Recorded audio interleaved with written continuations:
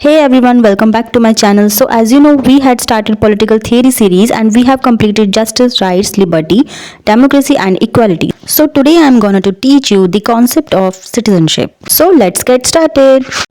Now we will see the contents. First intro, then what do we mean by citizenship, then historical development of the concept of citizenship, T.H. Marshall, equal and universal citizenship, limits of liberal citizenship, the search of alternatives, new contexts and changing concerns. Then conclusion. So, the form and substance of citizenship in each historical period reflect the dominant configuration of socio-economic and political forces of each historical period. Now, here are some questions. Who are the citizens? Who are excluded from citizenship and what is the process basis of exclusion? What is the nature of citizenship? Is it a legal status indicating entitlements or does it also involve active participation in political life?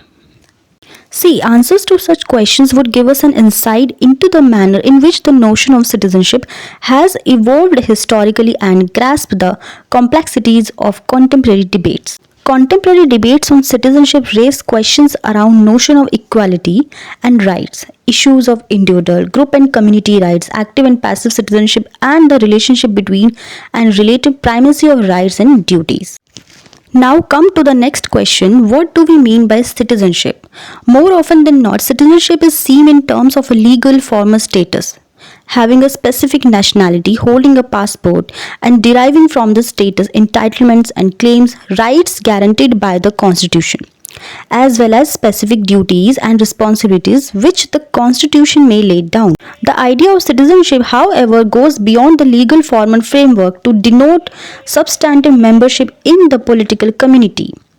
The commonly accepted definition of citizenship by T.H. Marshall in Citizenship and Social Class as full and equal membership in a political community holds the promise of equality and integration within the political community. So, the constituent elements of citizenship have been uncertain and often contradictory, making it difficult to outline a precise notion of citizenship. There are divergent responses, for example, to questions pertaining to whether rights or duties are the defining elements of citizenship or whether the arena of politics or state activities is its rightful domain as opposed to the spheres of culture, economy and society. Now come to the next topic, which is historical development of the concept of citizenship. Okay, so the word citizenship is derived from the Latin civis and its Greek equivalent polities, which means member of the polis or city. The manner in which citizenship is understood today as a system of equal rights, as opposed to privileges ascribed by conditions of birth, took roots in the French Revolution, which started in 1789.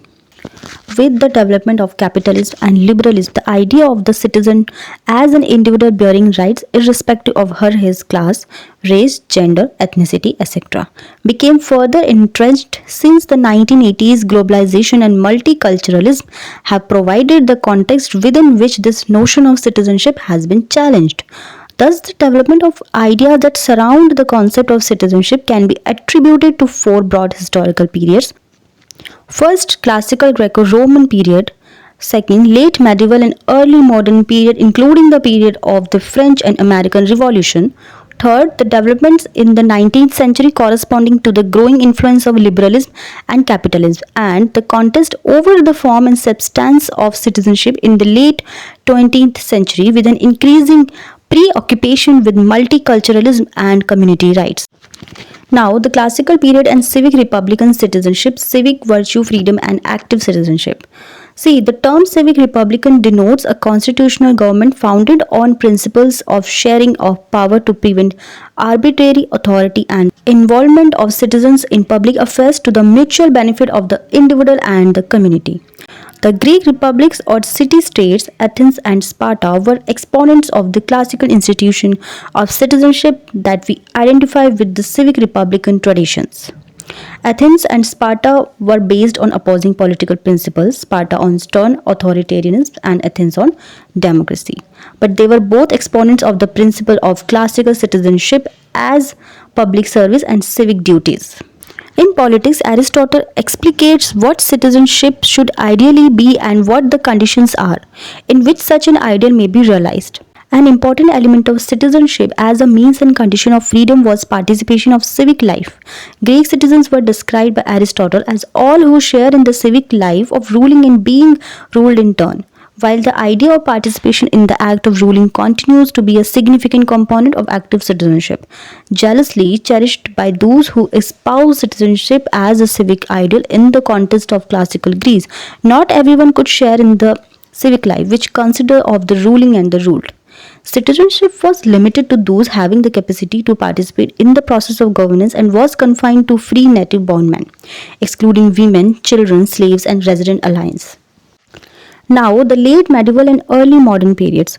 See, around the 16th century, the notion of citizenship as a legal status seemed to have become dominant. The aim of absolutist states to impose their authority over heterogeneous populations provided the context in which a citizen came to be defined by Jean Bodin, the 16th century jurist, as one who enjoys the common liberty and protection of authority.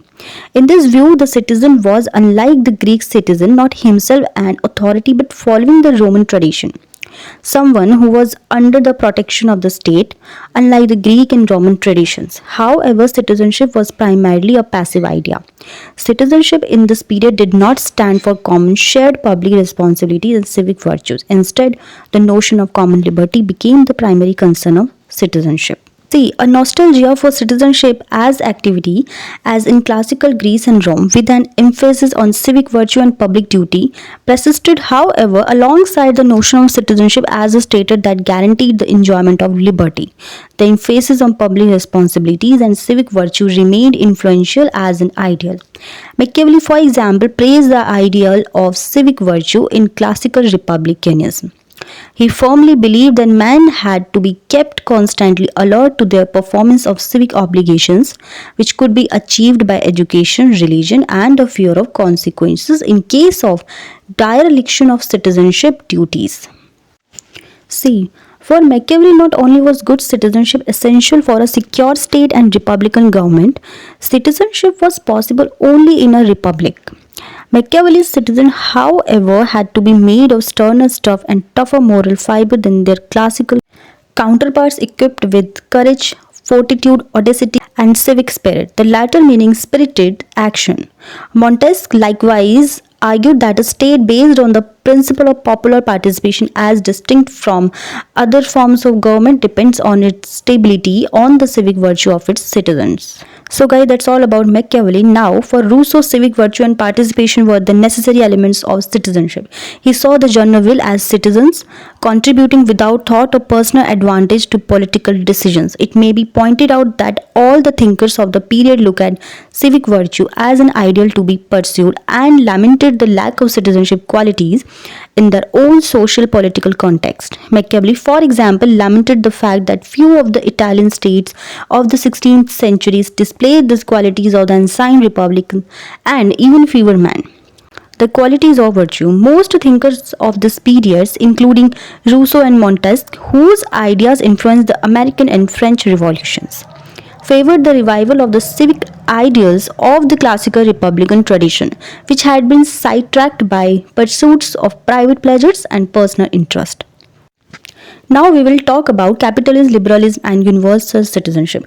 With the development of capitalist market relations and the growing influence of liberalism in the 19th century, the combination of the two traditions, civic republicanism and liberal individualism, proved tenuous. The idea of citizens as individual with private and conflicting rather than a commonality of interest gradually gained precedence. A much less demanding liberal citizenship involving a loosely committed relationship to the state took over, held in place by a set of civic rights honored by the state, which in turn interfered a little as possible in the citizen's life. The emergence of a market economy and an influential bourgeoisie was accompanied by the dismantling of the existing feudal and quasi-feudal socio-economic structures that had fettered individual initiative and autonomy with their emphasis on personal subservience and enriched social and economic hierarchies. The idea of citizenship that emerged in the context were characterized, according to Derek Heater, by individual rights and individual mobility across social class, made possible by the idea of equality among citizens, and the replacement of a localized civil society by an all-encompassing national political community. Now come to the next topic, which is views of T.H. Marshall. See, T.H. Marshall, in his influential account of the growth of citizenship in England, states that the concept developed in a peculiar relationship of conflict and collision with capitalism. Marshall's widely accepted definition of citizens as free and equal members of a political community comes primarily from the study of citizenship as the process of expanding equality against the inequality of social class, the latter being an integral element of capitalist society. In citizenship and social class, Marshall distinguishes three strands or bundles of rights constitute citizenship, with civil, political, and social. Civil rights, defined by Marshall as rights necessarily for individual freedom, include freedom of speech, movement, conscience, the rights to equality before the law, and the right to own property. These were negative rights in the sense that they limited or checked the exercise of government power.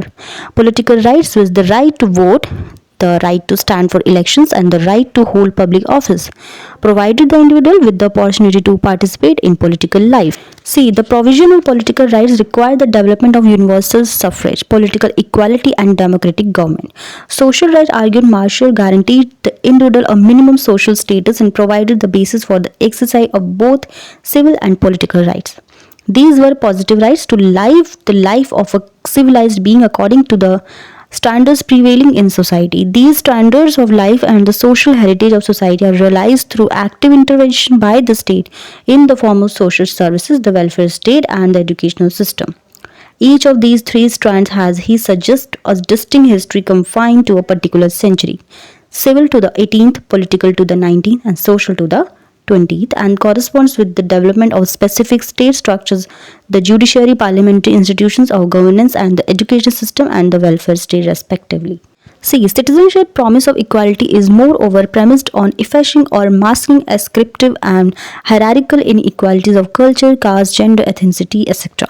For example, the provision of equal rights by the state or equal protection by the state to its citizens irrespective of class, caste, gender, race, etc. has at its core the idea of a neutral state.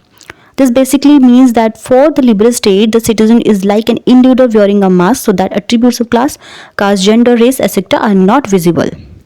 Logically, then all citizens appear the same to the state, and it would therefore treat everyone equally by applying uniform standards so that irrespective of whether a person is an upper caste man or a Dalit woman, they possess the same rights and are protected by the state in the same manner and measure. Now come to the next topic, which is limits of liberal citizenship. The notion of equality proposed in liberal citizenship has been seen both as the basis of its achievements as well as the source of its limitations. As far as achievement is concerned, it holds out the promise of including all persons irrespective of their caste, class, gender, race, and religion as citizens. In other words, generalizing citizenship across social structure. The promise of inclusion involves the assurance that all persons are equal before the law and therefore no person or group is legally privileged, and that the state shall not discriminate among persons on the basis of any of these differences. The provision of citizenship in this manner in terms of uniform application of same rules disregards, however, the differential situations of persons across classes to exercise the rights or legal capacities that constitute citizenship. This basically means that in effect the status of citizenship will not be available equally to all. Those disadvantaged by class, caste, race, gender, etc. will be unable to participate in the community of citizenship in which they have legal membership. The disability is a double one because in such circumstances citizenship rights that are only formal cannot influence the conditions that render the position of citizenship ineffective if not worthless. Now come to the next topic, which is the search for alternative. Okay, now Marxist critique of bourgeois citizenship. It is generally pointed out that for Marx the claims of liberal citizenship to equality and freedom were incompatible with capitalism. The explanation for this incompatibility has been sought in Marx's interpretation of the modern state as the bourgeois state as the manifestation and guardian of bourgeois interest, incapable of delivering the promises of equal citizenship. Equal right in a capitalist society is the bourgeois right, consisting only in the application of an equal uniform standard. This works out in effect as a right of inequality in its content, since with the application of an equal standard, people's unequal location in a hierarchicalist society, their needs, social context, relationships, etc. are ignored. Such rights, moreover, are embedded in the notion of alienate, isolated, circumscribed, and egoist individuals. Okay, so Marx was supportive of citizens or political rights both in terms of restricting the freedom of the state in providing the participatory rights that encouraged some kind of collective action. He supported freedom of speech, dissent, and organization as well as universal franchise because he admitted the possibility of achieving social transformation through the vote. Marx's criticism of rights can therefore be better understood as pertaining to the actually existing rights of man. Example, right to liberty, which he argued that emerged from and contributed to a particular form of individualism, bourgeois individualism, and were wholly preoccupied with his private interest and acting in accordance with his private caprice. Now let's move on the next topic, which is feminism and citizenship. So guys, you can see as discussed above, the idea of generally and uniform citizenship has been criticized by Marxists for overlooking the inequalities that exist in real life. Feminists have shown how the idea of citizenship has been especially inimical to women. Feminists of all strands have criticized the dominant conception of citizenship on two counts. They argue, first of all, that citizenship is gender blind. By focusing on uniform and equal application, it fails to take cognizance of the fact that modern societies are steeped in patriarchal traditions which make for male domination and privileges. Equality in such conditions remain a facade, and the inequality of women is sustained by policies that work within the framework of formal equality. Second, most historical conceptualizations of citizenship have thrived on the division between members and non-members.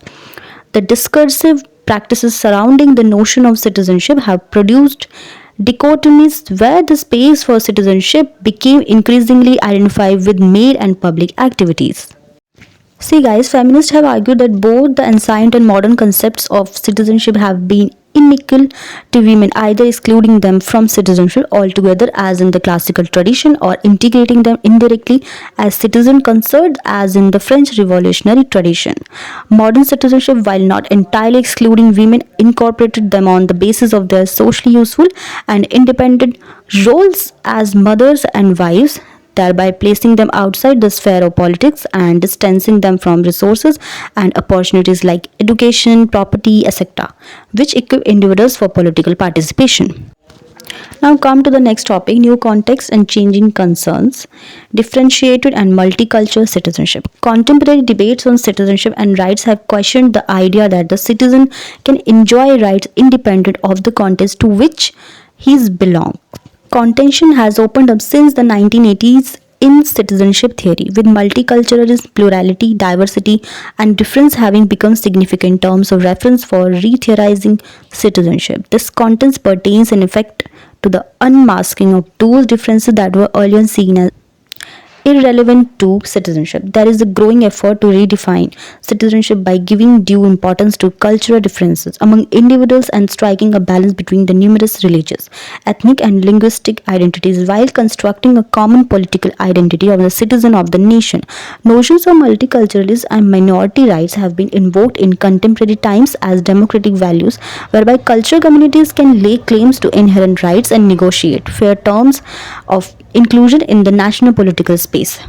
This influential strand within citizenship theory has sought to invest in multiculturalism as the core element of democratic citizenship that cherishes cultural diversity and envisages a society in which different communities forge a common identity while retaining their cultural provenance.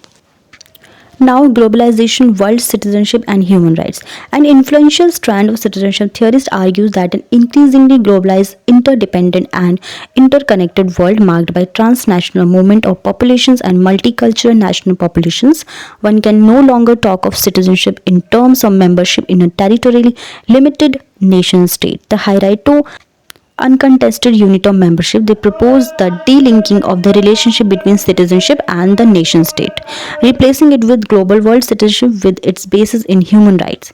Yasmin Sossal, for example, argues that globalization had brought in a new and more universal concept of citizenship that has universal personhood rather than national belonging as its core principle. Universal personhood dealings legal rights from citizenship status and national belonging, and is reflected in the status of guest workers in Europe who have lived in Europe for years without ever acquiring citizenship, primarily because the countries of residence assure their legal and social rights. The emphasis on world citizenship with human rights at its core is, however, riddled with contradictions. Despite the increased role envisaged for a transnational network in cooperation, human rights by themselves are not ensure the development of participatory networks essential for safeguarding rights. In the case of soils, guest workers, for example, the denial of political rights, even when social and civil rights are assured, deprives them of a right to participate in the formulation and implementation of policies which may impact their social entitlements and civil liberties. Moreover, the emphasis on human rights and the world citizen is counterbalanced by a simultaneous lament of a crisis in citizenship, which is addressed with the invocation of stringent immigration laws, the fortification, enforcement of national and regional boundaries, and emphasizing decent and blood ties in the consideration for citizenship.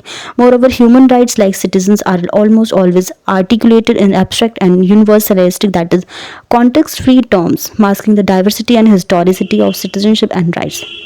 The idea of human rights as a replacement for citizenship rights can be retained only when citizenship is constructed in passive terms, and rights themselves are detached and distanced from the social and political structures that sustain them and the specific struggles that produce them.